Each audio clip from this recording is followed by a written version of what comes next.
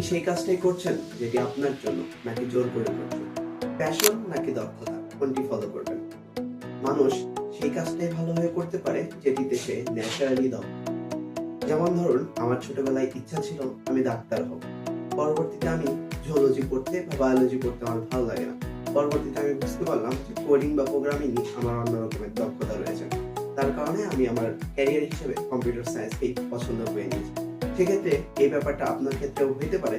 যেমন আপনার ভালো লাগে একটি কাজ, কিন্তু ন্যাচারালি আপনি দক্ষ অন্য একটি কাজে।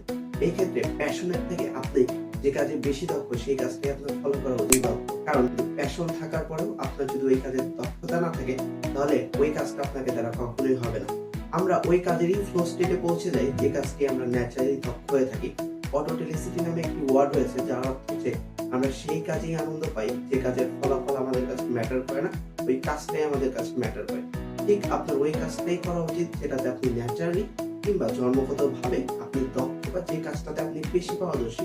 বরঞ্চ ওই কাজটা আপনার করা উচিত যেটি আপনি আপনার প্যাশনেটলি ভালো লাগে। দেখা হবে নেক্সট ভিডিওতে নতুন কোনো ইন্টারেস্টিং টপিক।